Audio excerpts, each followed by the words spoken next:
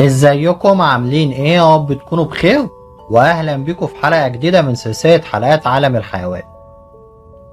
في الاول كده احب اكد لكم ان الحيوان اللي موجود قدامكم ده دلوقتي بيعتبر من اخطر الحيوانات الشريرة والمفترسة جدا، ومن الواضح عليه طبعا انه دايما بيكون مش راضي عن كل حاجة حواليه، وعادة بيكون في حالة مزاجية سيئة جدا، ويستحسن ان محدش يقف في طريقه لما يكون في الحالة دي، وده لان هو ممكن يهاجم الانسان بكل سهولة وبدون اي سبب كمان.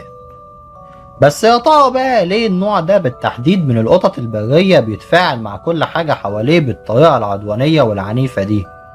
وده اللي هنعرفه ان شاء الله في الفيديو بتاعنا النهاردة. بس يا ريت لو سمحتم قبل ما نبدأ تدوسوا لايك وتعملوا اشتراك للقناة وتفعلوا زر الجرس عشان يوصل لكم كل جديد. ومبدئيا كده القط ده اللي اسمه بالوسيز او منول زي ما بيطلق عليه، يعني بيعتبر من الثدييات المكرة اللي عندها فراء كثيف جدا، واللي بتعيش في المناطق الشبه الصحراوية اللي بتبقى موجودة في وسط وغرب آسيا وجنوب منطقة سربيا. وهو من الحيوانات الخفيفة في الوزن، واللي بتحاول دايما ان هي تفضل بعيدة عن الناس وعن انواع القطط التانية كمان.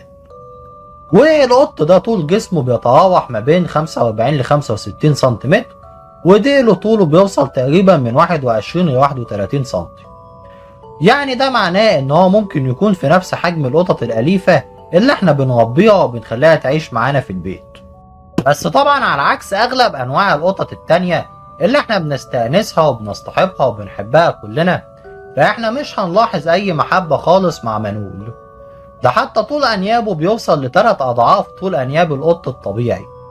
فده معناه ان لو حيوانك الاليف عضك مرة قبل كده، فاضرب احساس الالم بتاعك ده في 3، بعدين ضيف عليه كمان غضب المفترس البري ده. فالعضة او القبضة بتاعته بيسموها قبضة الموت، فهو ما بيسيبش فريسته ابدا غير بعد ما يتأكد ان هو خلاص اخد كل اللي هو محتاجه منها. لكن على الرغم من كل الحقائق الغريبة دي، فهي برضه في النهاية هتفضل مجرد قطة جسمها ممتلئ، وبيكون عندها أرجل سميكة وقصيرة وفراء كثيف جدا، وده بيخليها تبان أكبر شوية في الحجم وأتقل من وزنها الحقيقي. وده من المفترض برضه إن هو بيساعدها في الحفاظ على الدفء لما تصطاد في التلج أو على الأرض المتجمدة. وبالمناسبة كمان طول وسمك الفراء ده أساسا بيتغير حسب الموسم اللي هي بتبقى موجودة فيه. ففي الشتاء مثلا هنلاحظ ان الفرو بتاعها بيكون اكتر سماكة واطول واتقل كمان. لكن اكبر عائق بيقف قدام القطة دي هي انها بتعتبر القطة اللي اقل رشاقة والابطأ في السرعة من باقي انواع القطط التانية كلها. علشان كده منول عادة بيفضل ان هو يستخبى ورا الاحجار والصخور لما يكون خصمه حجمه اكبر منه بكتير. لكن لما بيجي هو بقى يهاجم على الفرائس بتاعته، واللي بتبقى متمثلة في البيكة السريعة والقوارض والحشرات، بيفضل انه يستخدم الطرق التمويهية المختلفة، زي مثلا الغطاء النباتي، او انه هو يقوم بتغيير لونه ويخليه زي لون المناظر الطبيعية المحيطة بيه. ده غير كمان ان شكل الودان بتاعته واللي بيكون مميز عن شكل ودان القطط التانية بيساعده على الاختباء بين العشب القصير. وطبعا الصفات الجسدية دي كلها بتاعت منول، ده غير كمان كثافة الفراء بتاعه واللي بتوصل لحوالي 9000 شعرة في السنتي المربع الواحد، بتخليه يقدر يتحمل شدة البرودة واللي بتقدر بحوالي 50 درجة مئوية تحت الصفر بمنتهى السهولة كمان. وبتمكنه ان هو يعيش في اعالي الجبال لارتفاع بيوصل لحوالي 4800 متر فوق مستوى سطح البحر. وهو من الحيوانات اللي ما بتغيرش اسلوب حياتها المعتاد، وهو بيفضل انه يصطاد في الصبح والنهار وينام بعد كده في حفر بعد الظهر عند الغروب تقريبا. لكن يا ترى بقى هل منول كان هو النوع الوحيد الغريب من انواع القطط التانية؟ طبعا اكيد لا. تاني نوع من القطط معانا هو اللي بيطلق عليه لقب القط الصياد، وده حيوان مفترس بري بيعيش في جنوب شرق اسيا. وزي ما انتم خمنتوا فعلا دلوقتي، فالقط ده دايما بيقوم بصيد الاسماك، وعادة هو بيقوم بعملية الاصطياد دي في المية الضحلة بمنتهى السهولة والسعادة، وبيقدر يسبح بشكل مثالي ومحترف جدا.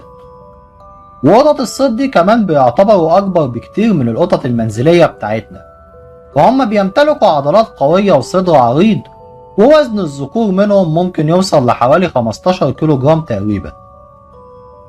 وبالمناسبة، هل في حد خد باله كمان من شكل ديله؟ وهو بيعتبر قصير جدا، لأن النوع ده من القطط مش بيكون محتاج أساسا لديل طويل علشان يحافظ على التوازن بتاعه. وهم برضه بيكون عندهم نفس طباع العنف والمشاكسة تقريبا بتاعت القط مانول بالظبط، وبرضه هم بيتجنبوا مقابلة الناس، وده من حسن حظنا احنا طبعا. لكن في أسطورة قديمة شوية بتقول إن القط ده في مرة من المرات قدر إن هو يخطف طفل كان عمره حوالي 4 شهور بس بصراحة الحالة دي برضه لسه ما تمش توثيقها بالكامل. ومع ذلك في حادث مشهور ومعروف جدا، وهو إن كان في قطة صيد كان حجمها كبير بزيادة، وكان تم الاحتفاظ بيها في حديقة الحيوانات. والقطة دي في مرة قدرت إن هي تهرب من القفص بتاعها ودخلت لقفص الفهد، ودارت معركة قوية ما بينهم، بس الغريب إن هي قدرت تنتصر عليه وتقتله في الآخر.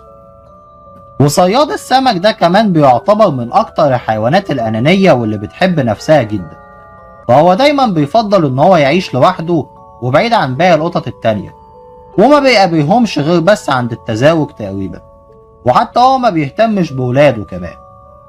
وآخر قط هنتكلم عنه النهاردة هو القط الرملي أو الساند كات، واللي البعض بيطلقوا عليه برضه لقب القط الأصغر من ما بين كل القطط البرية التانية. فطوله ما بيتعداش 60 سنتي تقريبا، وديله ممكن يوصل لحوالي 30 سنتي. والنوع ده من القطط بيفضل ان هو يعيش في المناطق اللي بتكون اكتر سخونة، زي الصحراء الكبرى وجميع انحاء شبه الجزيرة العربية واجزاء من اسيا الوسطى كمان. وهم برضه بيحبوا البيئة الجافة مع وجود الغطاء النباتي على الاقل. فزي مثلا ما القط مانول كان بيفضل المناطق الباردة، في المقابل القط الرملي برضه بيفضل المناطق الحارة، واللي درجة الحرارة فيها ممكن تتعدى 50 درجة مئوية تقريبا.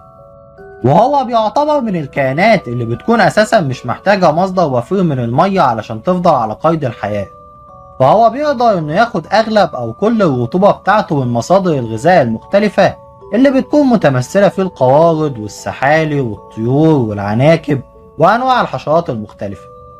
ويقال برضه إن هو ساعات بيقدر يهاجم الأفاعي والتعابين السامة وينتصر عليهم.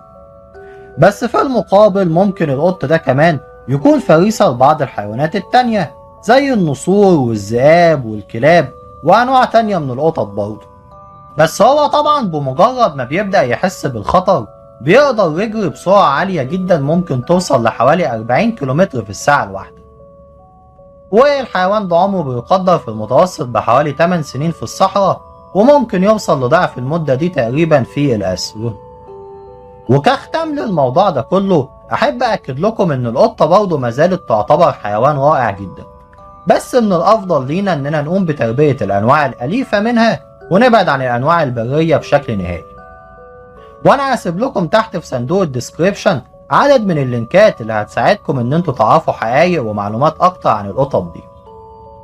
وبكده نكون وصلنا لنهاية الحلقة بتاعتنا النهاردة، وأتمنى إن هي تكون عجبتكم، واستنوني المرة الجاية في حلقة جديدة من سلسلة حلقات عالم الحيوان، وأشوفكم على خير إن شاء الله.